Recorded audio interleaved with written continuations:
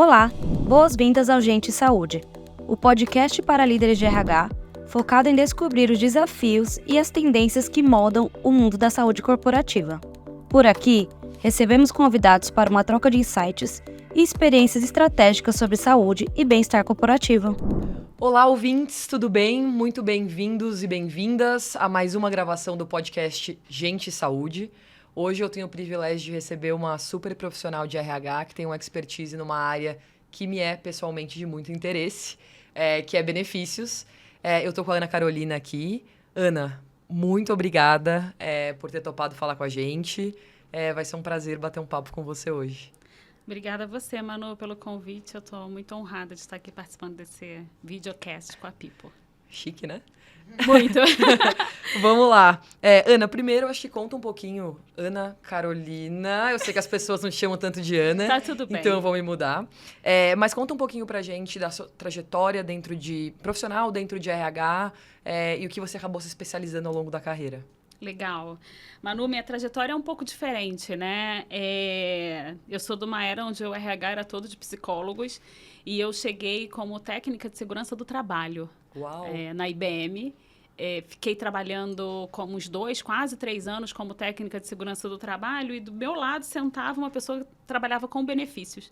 E eu admirava essa pessoa. Ela saiu da IBM, eu sentei naquela cadeira para cobrir um gap e fiquei em benefícios aí quase 20 anos, né? Então, esse foi o início da minha carreira, onde eu me apaixonei por benefícios. E no início eu fazia benefícios de saúde para o Brasil. Legal. E eu apaixonei em saúde, de todos os benefícios. Saúde é o meu queridinho, faço todos, trabalho com todos, mas saúde é meu queridinho. Então, eu fiquei durante muitos anos na IBM, então fiz parte operacional Brasil, depois fiz América Latina, replicando um pouco do modelo do que tinha aplicado no Brasil e tinha dado certo, aí a gente replicou isso para a América Latina, então eram 11 países no total, Legal. em operações. Deu muito certo, foi muito legal, surgiu uma oportunidade em desenho e estratégia e eu comecei a migrar minha profissão, minha carreira para desenho e estratégia de benefícios. Também para a América Latina, dentro de desenho e estratégia, eu só trabalhei com a América Latina e fiquei aí os últimos 6, 7 anos, eu acho, trabalhando com isso. Depois fui para o Gympass, onde eu fui líder global, né, head global de benefícios. Então, aí eu via, de fato, todos os países e foi uma delícia essa experiência. Viu Estados Unidos, viu Europa, tudo? Sim, aí foi muito legal. Que legal. Porque aí conseguiu abranger um pouco mais de países, conhecer a Europa, para mim, foi fantástico. Legal. Estados Unidos e continuei com a América Latina, porque o Gympass ainda não tem presença em APEC, né? Então, a gente... Europa, Estados Unidos e Brasil. Que legal. Não, e acho que eu sempre começo esse papo com uma pergunta abrangente, que é quais seriam os top 3 desafios, pensando na área de benefícios, estratégia de benefícios dentro das empresas hoje, na sua opinião? Legal. Eu acho que hoje o primeiro desafio é inovação versus risco. Né? A gente fala muito de benefício flexível, que é o pacote perfeito, mas e os riscos todos que a gente tem por trás disso? Então, como que a gente faz um pacote customizado para atender as diversas personas que a gente tem dentro da empresa, considerando que o sindicato vem e diz para a gente que a gente tem que dar um pacote fechadinho, o mercado diz que retenção e atração, você tem que oferecer X, Y benefício, e como a população está vendo isso, como os colaboradores veem isso. Então, eu acho que esse é o primeiro desafio, risco versus inovação. Eu acho que investimento também, onde a gente põe esforço, onde a gente direciona o nosso investimento, para onde a gente está colocando foco em benefícios, porque muitas vezes a gente tem vários programas, muitos programas, mas esses programas estão dando resultado, não estão? Então, a gente tem que convencer as lideranças de investir em benefícios, mas trazendo dados, métricas e resultados que sejam palpáveis para essa tomada de decisão. Então, acho que investimento ainda hoje é algo que a gente precisa trabalhar muito. Eu sou a melhor amiga sempre dos CFOs, né? Os que já trabalharam comigo sabem, mas CFO tem que ser o melhor amigo do time de RH e benefícios para a gente poder investir. Legal. E eu acho que tem mais um que é super importante, que é gerenciar a expectativa dos colaboradores. Então, cada um tem uma expectativa, cada um tem uma história de vida, cada um tem uma cultura. O que um espera não é o que o outro espera, e a gente não tem como moldar esse pacote tão personalizado um a um. Mas gerenciar um pouco essa expectativa do que a gente pode, até onde a gente pode e o que eles podem fazer para ajudar o RH nesse gerenciamento dos benefícios, sabe? Então, eu acho que esses são meus 3 top topics. Legal. E aí você falou um pouquinho sobre sua trajetória, né, de ter ido para uma cadeira mais de estratégia de benefícios. E aí, inclusive, na People, a gente fala que a nossa proposta de valor, um dos pilares dela é estratégia de benefícios. E aí eu queria sua ajuda para entender, assim, o que é estratégia de benefícios na prática, para a gente também, acho que todo mundo está na mesma página, e qual que é a melhor maneira de definir uma estratégia de benefícios para uma empresa, né? Então, acho que a gente tentando também ajudar o RH a ser um pouco mais prático, quem nos ouve aqui. Preciso montar uma estratégia de benefícios. O que eu preciso fazer? Qual que é o passo a passo? Então, acho que seria super legal falar sobre isso. Legal. Eu acho que a gente tem que entender com quem a gente está lidando. Venho de 2 experiências totalmente diferentes, né? Uma empresa centenária e uma unicórnio. Então, são populações muito diferentes. Eu acho que a primeira coisa é a gente mapear a nossa população. O que a nossa população espera? Quem são as nossas pessoas? Eu sempre brinco que na IBM as pessoas têm 35 anos de carreira e no Gympass eram 20 anos de idade. Então, é muito discrepante o que é valor para essa população e o que é valor para uma outra população. Acho que a primeira coisa é mapear quem é a população, quem são os colaboradores que a gente quer falar. E tem um outro ponto também, é qual indústria você está lidando, né? Então, se você está no varejo, se você está numa empresa de RH para RH, como era o Gympass, se você está em tecnologia, como era a IBM, então a gente tem que mapear um pouco quem são as pessoas que a gente quer atingir e entender o que é o valor para essas pessoas, o que elas entendem como valor. Mas isso é muito bonito de falar, mas a gente sabe que muita coisa é top-down, muita coisa vem já montada e vem como valor da empresa. Então, eu acho que dentro da estratégia, a gente tem que encontrar parceiros que sejam bons, né? A gente tem que encontrar fornecedores que estejam do nosso lado, que tenham o mesmo objetivo e valores que a gente prega, mapear o perfil dos colaboradores e entender um pouco desse também do perfil geracional do que a gente está falando. Muitos das pessoas um pouco mais experientes, por exemplo, valorizam uma previdência privada. Os mais jovens querem investimento em qualidade de vida, saúde, viagem, day off. Por exemplo, auxílio no investimento de um estudo, de uma especialização, que isso vai fazer diferença no futuro, talvez tanto quanto uma previdência. Mas, assim, como a gente molda esse pacote? Então, entender o grupo de colaboradores que a gente está falando, encontrar parceiros e também mapear o que a gente tem hoje, como a gente está usando o que a gente tem. Porque eu acho que a gente acaba, dentro das empresas, tendo um portfólio imenso de benefícios, tudo desconectado, né? Então, como a gente faz a conexão, entende o que suporta e embasa o outro benefício, como as coisas se conectam e fazer com que essa conexão traga valor para o funcionário. E números, dados, né? Dados o tempo todo. Entender um pouco o que está sendo utilizado, onde está o nosso investimento, se a gente está fazendo investimento na coisa certa, focando esforço no lugar certo. Tem alguns programas, que eu não vou citar nomes, mas a gente sabe que tem alguns programas que é uma utilização menor que 5% ao mês e que o investimento é super alto. Então, por que a gente está focando, investindo nisso e não investindo em algo que tenha muito mais valor e que vai dar muito mais retorno para a empresa? Com certeza. E acho que isso casa com a minha próxima pergunta, que é muito comum para mim falar com empresas, né? E ver que as empresas se orgulham por ter muitos benefícios. Então, às vezes eu vou falar com uma pessoa de RH e ela fala, olha, a gente tem 30 benefícios aqui dentro, e isso pra gente é super importante, a gente quer aumentar a gama de benefícios que a gente oferece.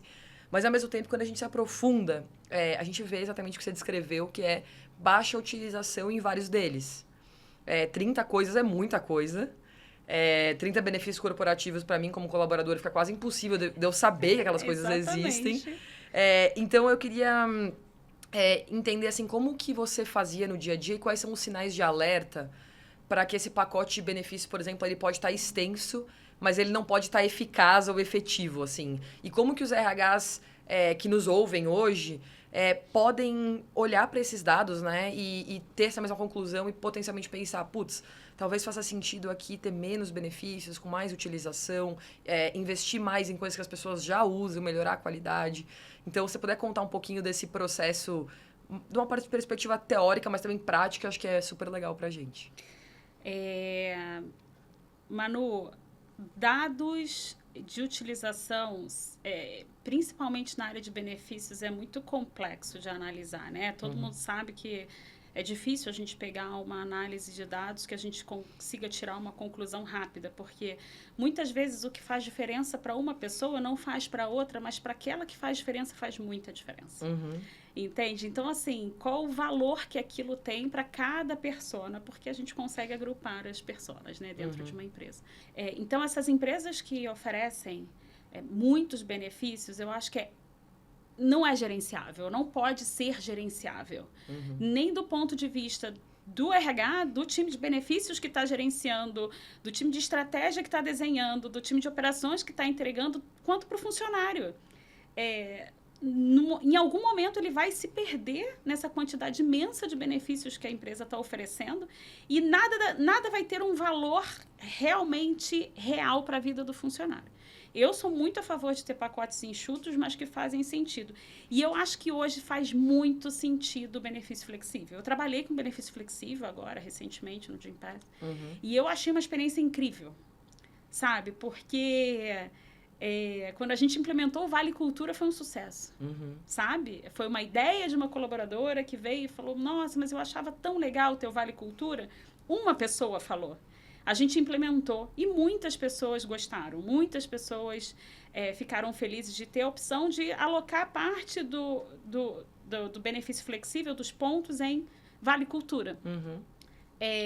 Então faz diferença para faz diferença para um grupo, eu acho que faz diferença para todo mundo. Legal. E aí o benefício flexível para mim é o que mais faz sentido porque você consegue moldar, você consegue dar os 30 benefícios, mas a pessoa consegue alocar naquilo que faz sentido para ela. E não dá de uma maneira flat para todo mundo. Todo mundo tem a mesma coisa, todo mundo tem o mesmo pacote, só que a minha necessidade é diferente da sua. Né? Eu tenho uma filha de 10 anos, eu tenho uma situação de vida, eu tenho um salário diferente do meu par, muitas vezes. Né? Um salário diferente do meu par, não. Mas eu tenho um estilo de vida muito diferente do meu par. E o que faz sentido para mim nesse momento de vida agora pode não fazer sentido para o meu par. Que eu quero o plano de saúde para minha filha, o meu par quer o seguro pet. Entendeu? Então, como que a gente faz com que esses 30 se tornem um pacote mais enxuto, mas que faça sentido para o momento de vida de cada pessoa? Legal. E um jeito que eu costumo também, acho que só complementando, que eu costumo pensar às vezes, e às vezes até converso isso com outros RHs, eu acho que tem duas categorias de benefício mais claras, né? Seguráveis e não seguráveis. E aí os seguráveis, acho que o seguro, ele é muito uma questão de proteção. Então, por exemplo, um seguro, não necessariamente você tem que medir ele por pessoas usando.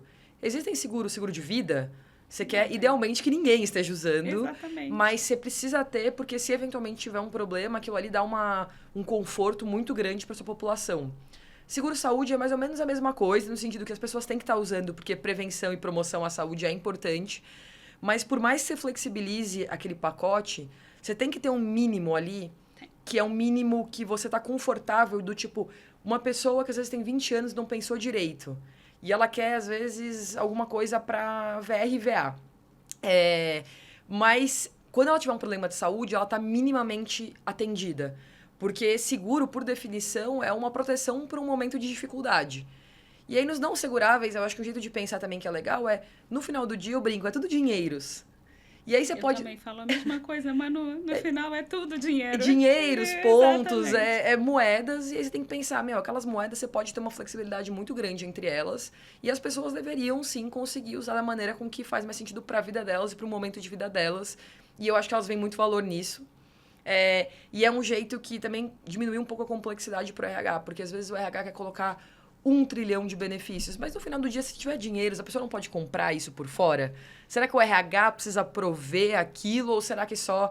Então, eu acho que tem maneiras da gente simplificar um pouco essa discussão também, que ajuda da perspectiva de gestão do RH e da perspectiva de como apresenta aquilo para o colaborador. Porque um dos maiores desafios que eu vejo com RH que tem muitos benefícios é o colaborador nunca lembra. Nunca lembra. Atormenta o RH com perguntas. E às vezes não sabe que tem e aí vai reclamar. Tipo, mas eu queria isso, mas você tem isso.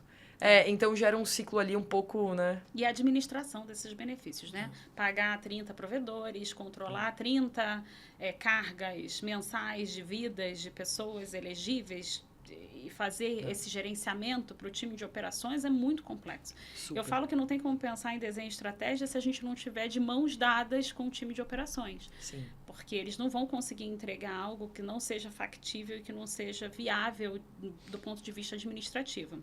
Legal. E, assim, Manu, o que eu falo a gente tem que flexibilizar o que é flexibilizável, porque a gente tem que, sim, manter um mínimo para o funcionário. Então, dentro do pacote de benefícios flexíveis, a gente tem como obrigatório os seguro de vida, seguro de saúde. Às vezes, a gente pode até ter um percentual de previdência, porque hoje o jovem não pensa, né? Alguns pensam, né? Não vamos generalizar aqui, mas muita gente quer dinheiro na mão hoje, mas não pensa no futuro. E hoje eu sou super grata de ter feito minha previdência com 20 anos sem nem saber direito o que eu estava fazendo, entendeu? Hoje é legal ter a previdência, eu me sinto segura com isso. Então, passa também pela educação financeira, passa pela educação de planejamento do funcionário, que isso também é parte de benefícios, né? A gente ajudar as pessoas a se planejarem. Mas o mínimo do benefício segurável, aquele que protege o funcionário, aquele que protege a empresa também, né? Porque, querendo ou não querendo, a gente está ali todo mundo junto, todo mundo é corresponsável. Então, os seguráveis, eu acho que a gente não tem muita discussão. O mínimo, ele tem que ser aplicado, a gente dá a condição da pessoa melhorar, incrementar, investir um pouco mais naquilo que não é segurável. Que hoje a gente tem benefício de saúde, a gente tem seguro de vida, talvez se a gente colocar aí num ranking de prioridades, a gente pode considerar a previdência, né, como algo que a pessoa tem que investir um pouquinho, porque depois no futuro ela pode tirar esse dinheiro para ela, é um investimento. Com certeza. Mas eu estou falando um pouco mais dessa parte que não é o segurável, que é onde a gente pode movimentar um pouco mais e ter um pouquinho mais de satisfação. Com certeza. E aí, acho que indo para uma outra parte, que falando um pouco de eficiência de programa de benefícios, né? Então, assim, como a gente mede a eficiência de um programa de benefício e quais são as principais métricas que o RH precisa ficar de olho na hora de medir isso? Eu acho que muitas vezes a gente vê as caixinhas de benefícios muito separadas, sabe? Por exemplo, qual é o impacto de benefício de alimentação na saúde? Né? Então, a pessoa se alimentando bem, a gente dando um benefício bom, ela vai se alimentar melhor, ela se alimentando melhor, ela não vai ter tanta intercorrência como gastroenterite no final de semana, sabe? Então, eu acho que a gente tem que começar a pensar em benefícios como, de fato, um pacote para medir tudo o que ele traz de real benefício para o colaborador. Então, a gente precisa mensurar o ROI, que é extrair dados que a gente consiga mensurar um pouco a utilização, que a gente consiga mensurar o valor que esse benefício está trazendo. E tem, do meu ponto de vista, tem também um pouquinho do imensurável, sabe? Como a tua população está feliz, a gente está conseguindo reter esse talento, o pacote de benefícios está fazendo diferença ou não está? Ou é só comp que está fazendo diferença? Como que a gente faz essa parceria de benefícios e compensation para que, de fato, seja um pacote atrativo? Eu ia fazer uma pergunta só adicional, assim, em relação a isso, que sempre quando a gente olha, por exemplo, para um Glassdoor ou para pesquisas de clima, e a gente tenta extrair, né, ali as notas que vêm dos colaboradores em relação a benefícios e remuneração, que geralmente estão casados, em geral, as pessoas têm um viés de reclamação. Muito. Por conta de que sempre pode ser melhor, né? Como tudo na vida. E aí, às vezes, como que o RH pode tentar cortar um pouco desse ruído e transformar, às vezes, esses insights transformar esse dado, essa resposta em insight para uma melhoria contínua do pacote de benefício. Então, se você puder falar um pouquinho da sua experiência em relação a isso, porque essa é uma coisa que sempre me intriga também. Manu, eu acho legal, eu já vi alguns modelos de algumas empresas, não tive a experiência ainda, da gente conseguir mostrar para o funcionário tudo que ele tem mesmo. Qual é o total comp da pessoa? Como é que a gente faz isso? Eu já vi empresas que tem lá um Excel simples, onde você coloca o seu salário e tem os percentuais. Eu acho que tornar a informação clara pro colaborador, pro funcionário, é a melhor forma da gente acabar com o ruído. Porque sempre, benefícios sempre tem reclamação. E das mais diversas, né? Então, vem do benefício de saúde, vem do alimentação e refeição. Mas a pessoa consegue entender o total comp? A pessoa consegue entender qual é o valor que tem cada linhazinha de benefícios que a gente está dando? Eu acho que a comunicação clara, a comunicação efetiva, melhora muito o ruído. Melhora muito. Mas a gente tem que saber comunicar. A gente tem que fazer com que comunicar seja mesmo a arte de tornar comum. Eu sempre extraí dados dessas pesquisas. E, Manu, era incrível, assim, porque uma vez eu lembro de implementar um programa por um feedback que eu recebi de uma pessoa. E é muito legal isso, porque eu não tinha parado para pensar. Eu falei, nossa, mas como eu não pensei nisso? Então, um feedback faz diferença. Às vezes é uma reclamação que traz um insight. Eu brinco que a gente lê aquilo tudo, né? Chega o NPS, chega a pesquisa de clima, a gente lê aquilo tudo, se incomoda muito. A gente briga, né, com a tela. Poxa, mas isso aqui tem e tudo. E quando a gente baixa a bola e para pensar e começa a pensar o que faz sentido do ponto de vista do colaborador, eu acho que a gente tem que abrir um pouco a nossa visão, porque muitas vezes está engessada por uma verdade absoluta e vem um feedback que faz você mudar e fazer um programa diferente e redesenhar alguma coisa da forma como a gente está fazendo. Eu acho que diminuir ruído, para mim, é comunicar. É trazer as pessoas para perto da gente e falar, vem cá, me conta um pouquinho mais sobre isso, sabe? Quando a gente consegue identificar, é muito legal. Eu amo feedback aberto. É melhor a pessoa falar do que botar numa pesquisa que eu não consigo identificar quem é. Sim. Porque a gente consegue discutir a ideia, discutir o plano, discutir o tema. Eu concordo muito, assim, e inclusive poderia aparecer um jabá que a gente está fazendo aqui, porque eu tenho feito uma pesquisa / uma campanha quase no meu LinkedIn que plano de saúde tem que ser encarado cada vez mais como remuneração. Principalmente quando a gente pensa que a inflação médica está numa casa de mais de 20% há 3 anos consecutivos, que as empresas estão gastando bastante dinheiro no que diz respeito a plano de saúde, principalmente, estou falando aqui, que é o puxando a sardinha para o meu lado. E eu acho que a gente tem que deixar isso mais claro para os funcionários, assim. Eu fiz uma conta ali bem de padeira, né? Uma pessoa que ganha 10 mil reais CLT, se ela tem um plano de saúde pago para ela, e às vezes para mais um dependente, por exemplo, aquilo pode compor 15%, 16% da remuneração dela que ela não está enxergando, não está dando valor. Então, acho que a gente tem muitas alavancas de comunicação, de apresentação desse pacote de benefícios que a gente usa muito pouco no Brasil ainda.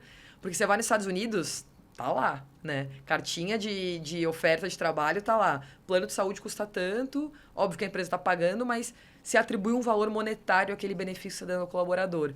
No Brasil, ainda fica uma coisa meio velada, para não dizer totalmente velada, e isso gera um sentimento de, eu sempre quero mais, ou eu não dou tanto valor. Então, eu acho que tem muito espaço para a gente melhorar isso ainda no Brasil. E eu tenho fé, como empreendedora, de que a gente está num momento de, por conta do aumento de custo consecutivo, as empresas vão começar a olhar para isso com mais carinho, porque elas vão precisar fazer isso, né? Então, como que a gente comunica isso de maneira mais clara? E por que não tornar a informação disponível? Por que não disponibilizar a informação? Por que não tornar clara a informação para que a pessoa consiga entender? Muita gente não consegue mensurar quanto é um plano de saúde hoje. Sim. Muita gente não sabe nem quanto custa um plano de saúde hoje, muitas vezes do nível que a empresa oferece. Sim. quanto é um seguro de vida, né? Um seguro de vida com, muitas vezes, serviços de valor agregado que estão ali por trás do seguro de vida que o colaborador pode usar. Que valor tem isso hoje no mercado? Eu acho que a gente tinha que deixar essa informação clara, assim. Para mim, tinha que ser parte da comunicação do ano. Olha, você ganhou isso, mas o real foi isso aqui, sabe? Quando a gente fala de benefícios, inclui todos os programas de saúde também, né? E tudo mais. Concordo. E aí, acho que chegando aqui mais ou menos na parte final da nossa entrevista, mas puxando a sardinha um pouquinho para saúde. Você começou a entrevista falando que é um dos seus benefícios favoritos. E aí eu queria entender primeiro por que você gosta tanto de saúde, né? Assim, o que você vê nesse benefício como uma questão tão estratégica para o oferecimento dos colaboradores hoje dentro das empresas? Bem, saúde sempre foi a minha paixão. Eu criei uma paixão especial por saúde. Eu acho que porque a gente consegue fazer diferença na vida das pessoas. Durante muitos anos eu fiquei ali na frente, lidando com o funcionário, entendendo a dor, né? A gente tinha uma salinha que a gente entrava naquela salinha com o funcionário e saía todo mundo emocionado daquela salinha, porque era sempre uma história.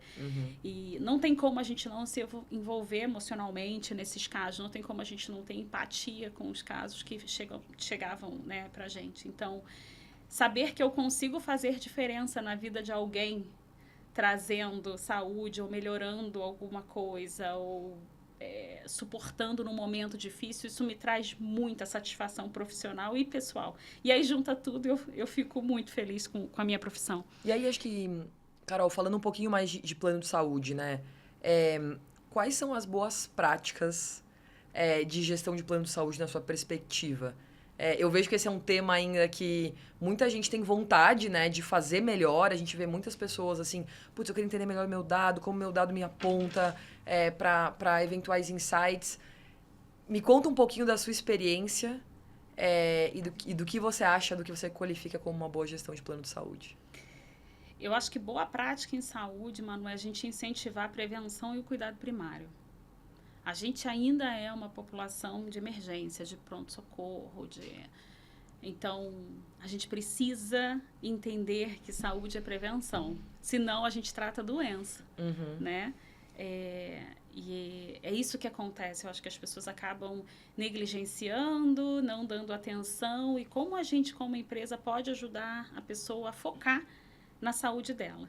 Então, eu acho que, como estratégia de bons resultados, prevenção é a chave. Né? A gente sabe que muitas empresas segregam, né? A gente dá check-up só para executivos, porque os executivos são muito ocupados, mas toda a população precisa de check-up, todo mundo precisa dessa atenção anual para entender o que está acontecendo. Não é só o executivo que está ocupado, está todo mundo no mesmo barco, está todo mundo remando junto. Então, isso para mim é uma boa prática, assim, na gestão. Usar dados, né? Sempre uma das reuniões que eu mais gosto é comitê de saúde, onde a gente senta, discute os casos, pensa em como ajudar, em como suportar. Ter uma equipe médica engajada, ter uma equipe de saúde engajada com você. Muitas vezes o time de saúde ocupacional, mas muitas vezes o time de um parceiro, né, que tenha um time de saúde, como a Pipo. Então, ter uma equipe de saúde que, de fato, faça a diferença na vida do colaborador. Então, muitas vezes as pessoas têm dúvidas e a gente assume que é tudo muito claro. Então, para Carol e para Manu, né, a gente conhece o mercado de saúde. Se alguém tentar pedir uma antecipação de reembolso para a gente não vai pagar. Se alguém tentar cometer uma fraude, a gente tem enraizado no nosso conhecimento algumas práticas que não são legais. Então, como que a gente faz essa comunicação para os nossos colaboradores, para que eles ajudem a gente nessa gestão? Porque super clichê a frase, mas o plano de saúde é um cartão sem limites. E as pessoas vão usando. Como que a gente pega esse time de saúde e direciona a necessidade da pessoa. Sim. Então, se a gente tiver uma equipe de saúde por trás, onde ao invés de eu procurar um médico específico, porque eu acho que eu tenho uma patologia, eu ligo, eu me oriento, eu entendo qual é a minha necessidade. E, ao invés de ir para um pronto-socorro, eu faço uma consulta de telemedicina, eu procuro um médico de família, um clínico geral para me acompanhar. Eu acho que a gente perdeu um pouco a mão do médico de família, né? Que faz o acompanhamento, que direciona a gente. Eu acho que isso tudo está atrelado à gestão de saúde e que a gente precisa tornar isso parte da vida dos colaboradores, porque eles não... Às vezes é uma pessoa focada em outra área, que tem um outro conhecimento e que não tem o conhecimento de saúde, de benefícios, de como funciona. Eu acho que tem uma parte super importante que é envolver a liderança, Manu. Sem liderança envolvida, sem o líder inspirando o time, a gente não consegue caminhar com benefícios, sabe?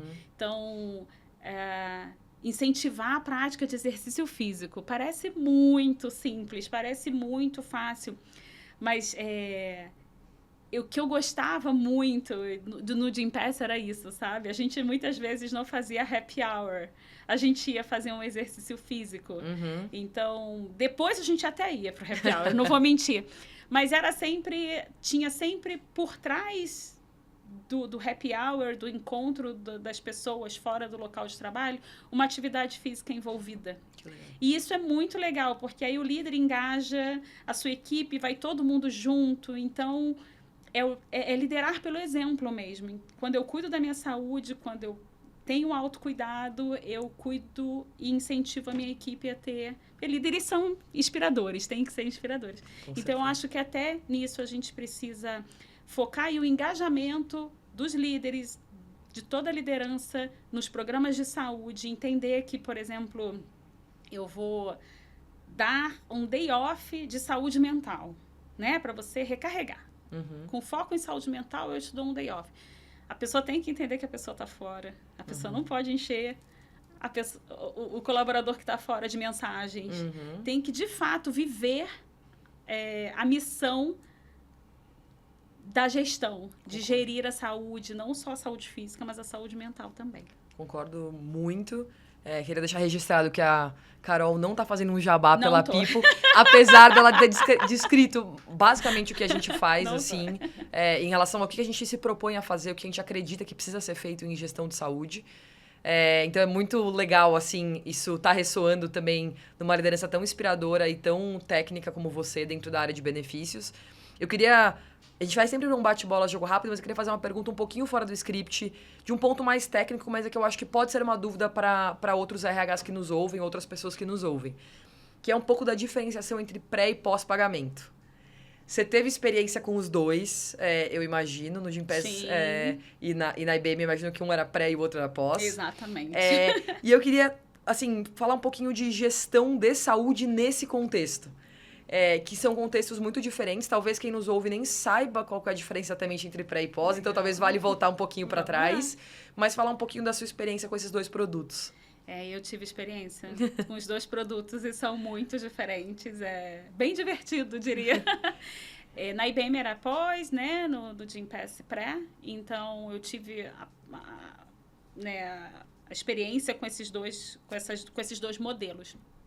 Então, vamos lá.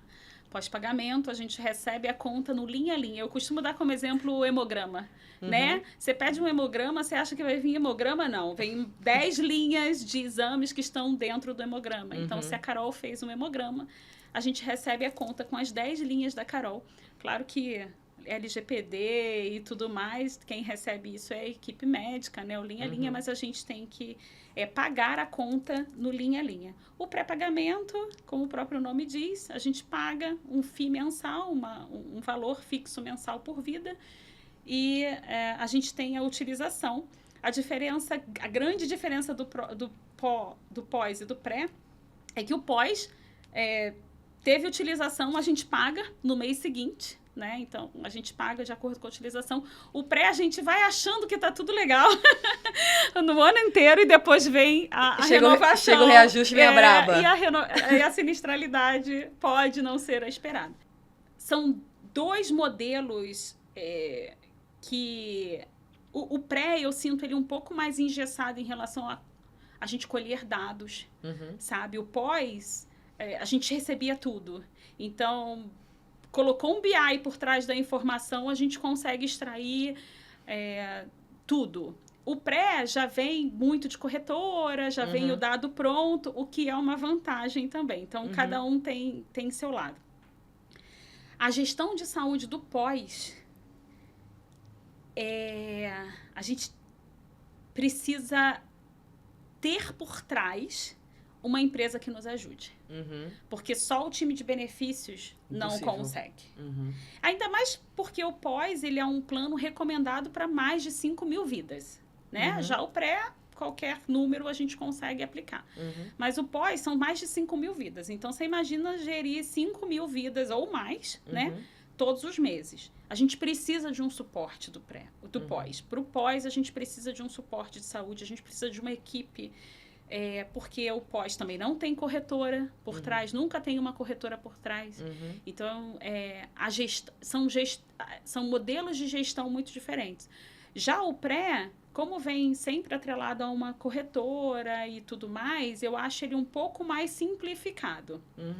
Mas o pós, ele precisa de um carinho especial. Sem dúvida. E é engraçado que eu tenho visto uma tendência interessante em pós, assim... a gente tem visto cada vez mais empresas contratando corretoras para fazer gestão no pós, mas mais uma perspectiva de consultoria. Então, a consultoria vai lá, ajuda um pouco o RH no dia a dia mais operacional da parte de benefícios e, teoricamente, deveria dar algum tipo de suporte de saúde. Esse é um outro movimento que eu vou começar no LinkedIn, então quem me segue vai ver por lá, mas eu acho que tem uma questão que as pessoas ainda não olham com a devida atenção, na minha opinião, que é traz o departamento de compras, faz um bid de uma consultoria ou de um fornecedor para ajudar no pós. Qual que é o olhar que as pessoas têm? Eu vou espremer custo daquele fornecedor para me ajudar ao máximo. E aí o que acontece? Nenhum tipo de assistência durante o contrato com aquele fornecedor e daqui a 12 meses se reabre um novo bid. As pessoas têm que trazer fornecedores para ajudar no pós, numa perspectiva de serem de terem um preço bom e etc., mas numa perspectiva de pensar que aquele fornecedor deveria custar uma fração ínfima da sua conta de saúde. E que ele deveria te gerar um valor gigante na parte de dado, na parte de gestão, na parte de entendimento de condição de saúde relevante da sua população. Então, eu acho que uma evolução importante que eu espero ver no mercado de benefícios é as pessoas cada vez mais medindo o fornecedor por ROI e subindo a barra no que diz respeito ao que eu espero do meu fornecedor e menos com uma visão de eu vou espremer o fornecedor, trazer o menor conta possível. Porque quando eu falo, custa 2% do que você gasta com saúde no todo, mas poderia te dar um retorno e um respaldo muito maior do que esse. Então, eu espero que o mercado de benefícios ele evolua para um lugar mais de impacto, valor agregado e menos para um lugar, às vezes, de olhar custo só como uma coisa negativa, sabe? Manu, o que eu sempre senti no mercado de benefícios é que os fornecedores, os provedores de saúde, aí tirando os planos de saúde, né, as consultorias, elas vêm com soluções mirabolantes. Que depois de alguns anos no mercado, é muito difícil acreditar, porque a gente já acreditou e a gente não conseguiu ver resultado. Não adianta você falar para mim que vai reduzir a minha sinistralidade em 50% no primeiro ano. Manu, você não vai conseguir isso. Bem provável que você não consiga. Então, a própria parte de predição de dados. Não, me passa a sua base que eu vou rodar um BI aqui que vai me dizer quanto você vai gastar nos próximos 5 anos. Não tem como. Exato. Sabe? Eu acho que as consultorias, elas têm que focar nas dores. O que a gente precisa fazer?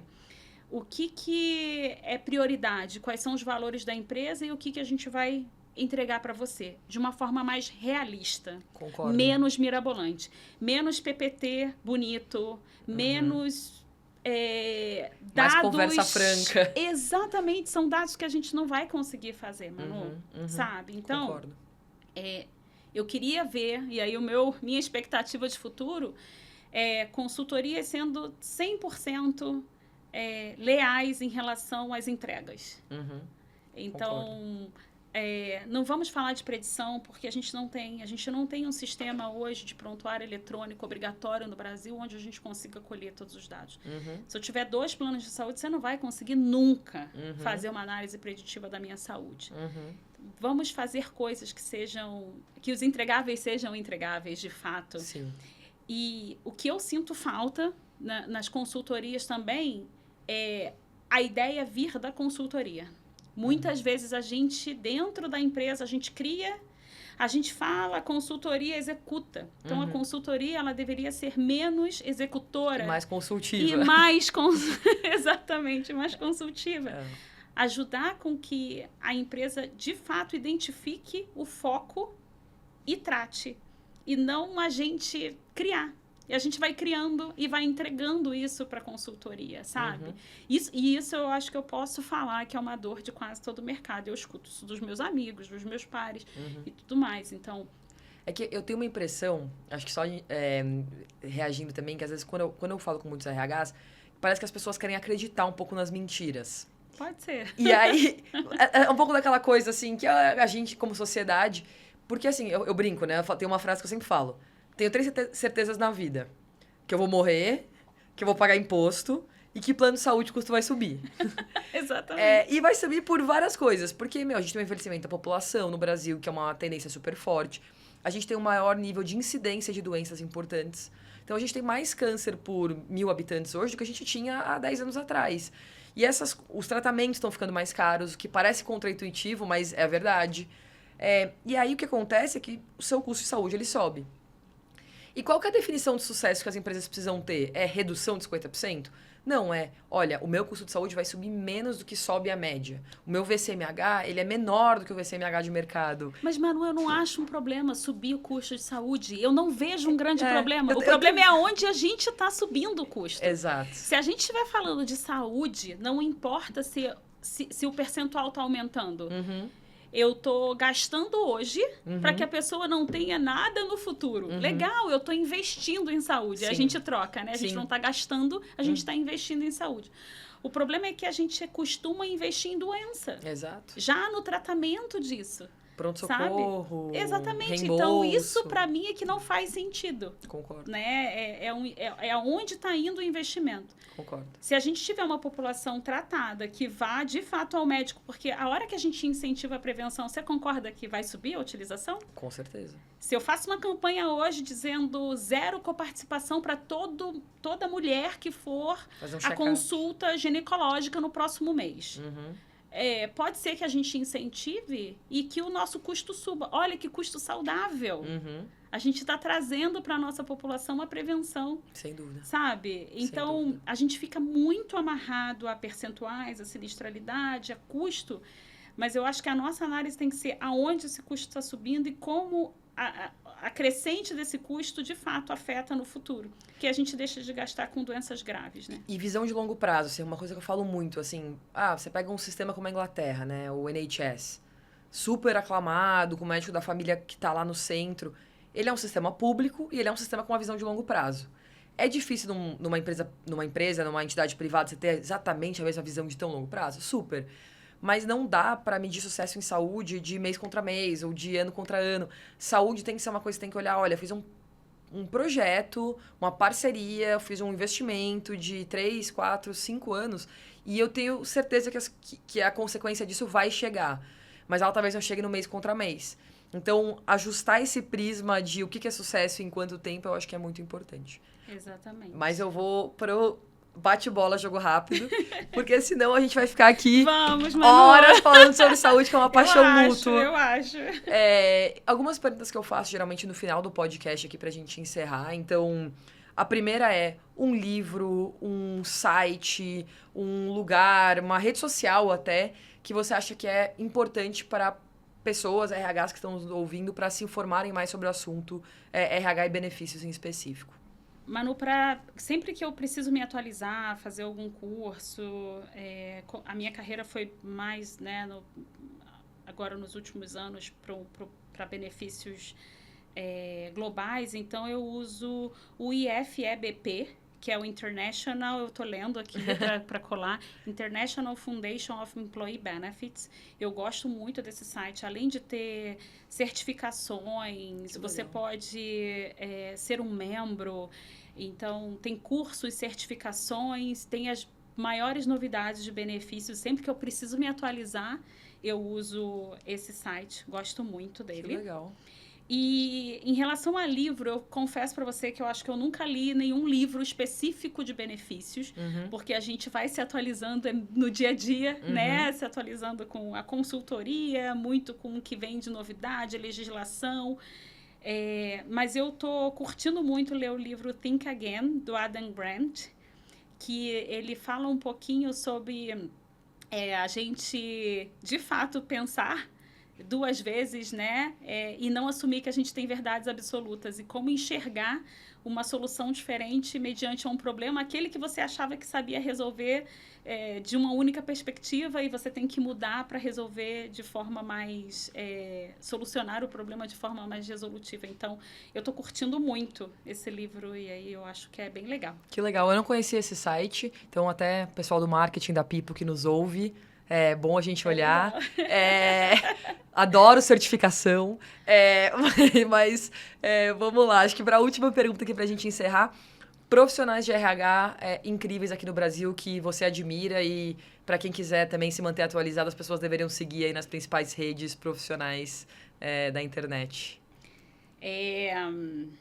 Eu gosto muito da Cristiane Berlink. Eu acho que ela é uma pessoa com uma visão inovadora. Eu gosto da forma como ela aborda os temas de RH. Então, tive a oportunidade de trabalhar com ela por muitos anos, né, Cris? Então, eu acho que ela é uma pessoa que está sempre pensando à frente, está sempre com novas ideias, com tudo muito consolidado. Eu gosto muito dos posts e das reflexões que ela traz. Que legal. Trouxe muitas para minha vida pessoal, para minha carreira, durante a minha carreira. Então, eu recomendo a Cris Berlink como minha influencer. Que legal. Ana Carolina, muito obrigada. Acho que foi um bate-papo incrível, aprendi demais, foi super rico. Imagina, mano. Obrigada por ter topado, por ter vindo até aqui, por ter participado do videocast chiquérrimo. Então é isso, pessoal. Eu queria lembrar que essa conversa vai estar disponível no YouTube, no Spotify. Curta, comente, compartilhe com pessoas que você acha que podem gostar desse papo. E também usem essas próprias redes para fazerem mais perguntas, para a gente estender essa conversa além de nós duas e, eventualmente, criando conteúdo relevante para quem tiver dúvidas mais específicas. Muito obrigada novamente. Obrigada a você, Manu. E até a próxima, pessoal. Obrigada, Pipo, pela oportunidade.